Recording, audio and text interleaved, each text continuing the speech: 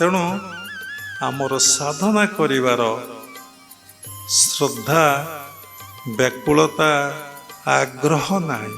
ଆମେ ଭାବୁଛେ ସାଧନା କଲେ ଆମକୁ କିଛି ଭୌତିକ ଜଗତର ସମ୍ପଦ, ବହୁ ଶିଷ୍ୟ ହେବେ, ବହୁତ ଜମିବାଡ଼ି ହେବ, ବହୁତ ଟଙ୍କା ପଇସା ହେବ, ମୁଁ ଦେଶ ବିଦେଶ ଯାଇପାରିବି, ଅନେକ ଗାଡ଼ି ଘୋଡ଼ା କରିବି, ମୁଁ ଏଥିପାଇଁ ମେଡ଼ିଟେସନ୍ କରୁଛି।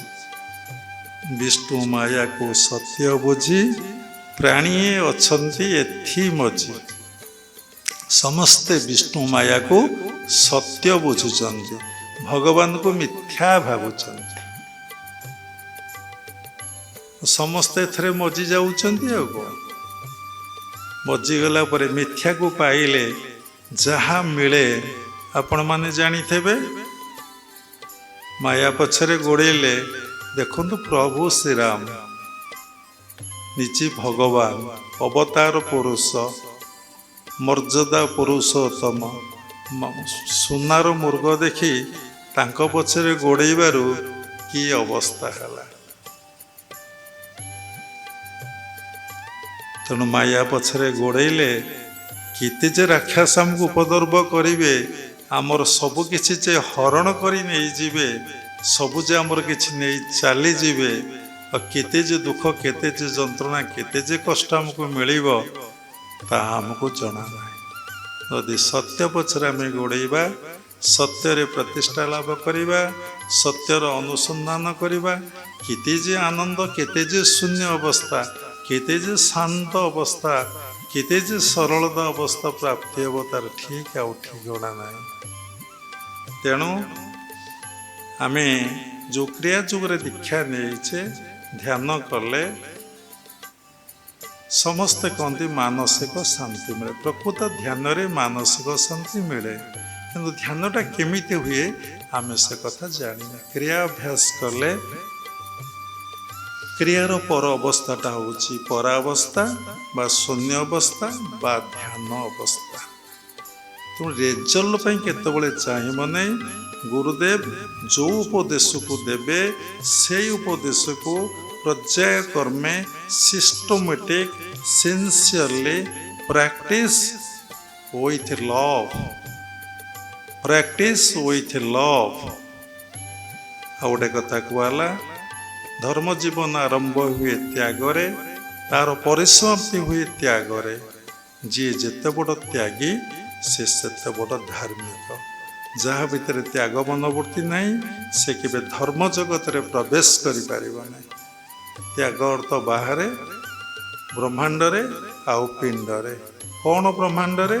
ନା ବ୍ରହ୍ମାଣ୍ଡରେ ମୁଁ ମୋର ଭାବ ନାହିଁ, ମୁଁ ମୋର ଭାବ ଆଉ ନାହିଁ, କିନ୍ତୁ କର୍ମ ଚାଲିଛି। କୌଣସିଥିରେ ମୁଁ ମୋର ଭାବ ନାହିଁ। ଯାହା ହେବାର ଅଛି ତା ନିଶ୍ଚିନ୍ତ ହେଉଛି, ତା ନିଶ୍ଚିନ୍ତ ହେବ। ଭଗବାନ ପାଖରେ ସମର୍ପିତ, ତାଙ୍କୁ ଭଲ ପାଇବେ। ଓନ୍ଲି ୱାନ୍ ଟେକ୍ନିକ୍, କିନ୍ତୁ ସେ ଟେକ୍ନିକ୍ ଅଛି, ଆମେ ସେ ପିଲାକୁ କହିଲୁ ନାହିଁ।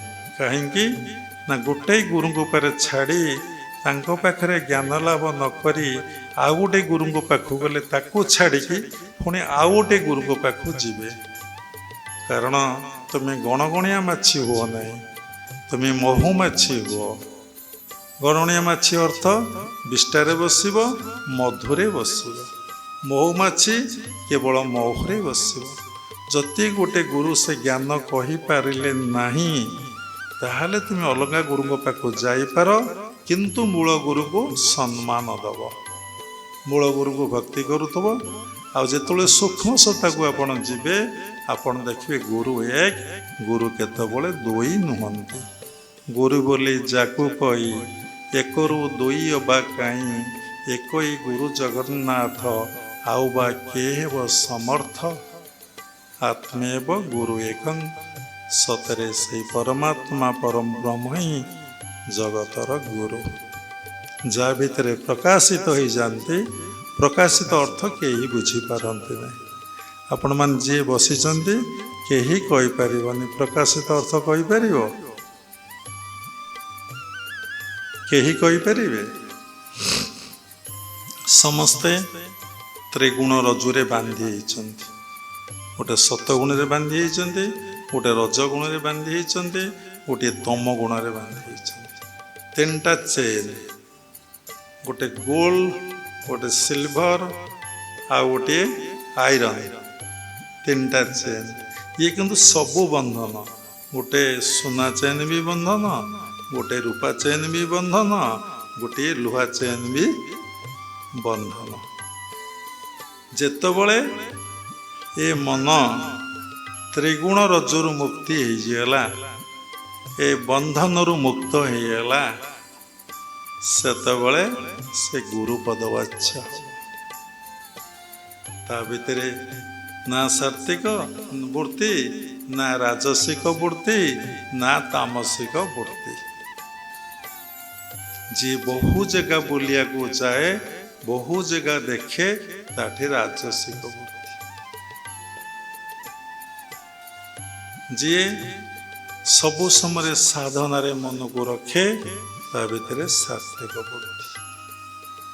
ତେଣୁ ଆମେ କେମିତି କ୍ରିୟା ଅଭ୍ୟାସ କରିବା, ତା ପାଇଁ କ'ଣ କ'ଣ ରୁଲ୍ ଆଉ ରେଗୁଲେସନ୍, କ'ଣ ପାଇଁ ନୀତି ଆଉ ନିୟମ, ସାଧନା ପାଇଁ ମେଡିଟେସନ୍ ପାଇଁ କ'ଣ କ'ଣ ନିୟମ ଆବଶ୍ୟକତା।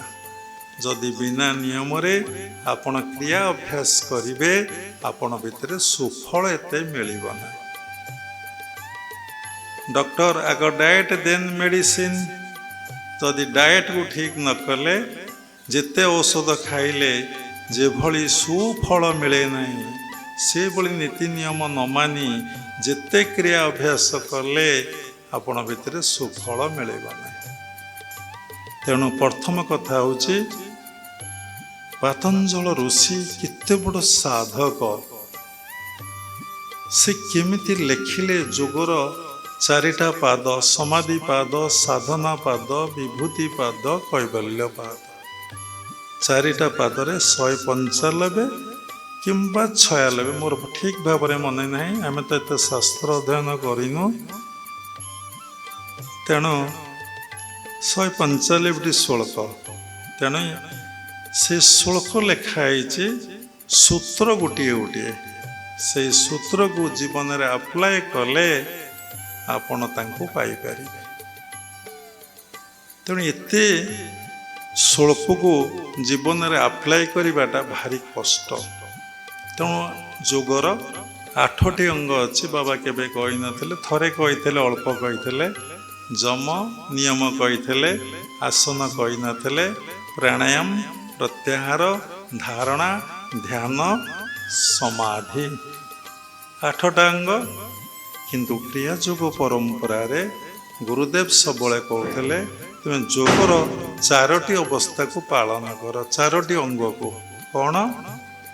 ପ୍ରତ୍ୟାହାର, ଧାରଣା, ଧ୍ୟାନ, ସମାଧି। ଯମ ନିୟମ, ଆସନ, ପ୍ରାଣାୟାମକୁ ଭୁଲିଯାଅ। ତୁମେ ଯମ ନିୟମ ପାଳନ କରୁ କରୁ ତୁମ ଲାଇଫ୍ ସରିଯିବ, ତୁମେ ପାଳନ କରିପାରିବ ନାହିଁ। ତୁମେ ପ୍ରତ୍ୟାହାର, ସବୁଥିରୁ ମନକୁ ନିବୃତ୍ତ କରିଦେବାଟା ହେଉଛି ପ୍ରତ୍ୟାହାର। ମାଇଣ୍ଡକୁ ସବୁଥିରୁ ୱିଡ୍ର କରିଦେବାଟା ହେଉଛି ପ୍ରତ୍ୟାହାର। ମୁଁ ଦେଖିବି ନାହିଁ, ମୁଁ ଶୁଣିବି ନାହିଁ, ମୁଁ କଥା କହିବି ନାହିଁ, ମୁଁ କୁଆଡ଼େ ଯିବି ନାହିଁ, ମୁଁ କେଉଁଠି ଗପିବି ନାହିଁ, ମୁଁ କୋଠାବାଡ଼ି ମଠ ଆଶ୍ରମ କରିବି ନାହିଁ। ପ୍ରତ୍ୟେକ କଥାରୁ, ପ୍ରତ୍ୟେକ ଥଟ୍ସରୁ ଆପଣ ମନକୁ ୱିଡ୍ର କରନ୍ତୁ। ଅଟୋମେଟିକ୍ ଯମ ନିୟମ ଆସନ ହେଇଯିବ, ପ୍ରାଣାୟାମ ବି ହେଇଯିବ।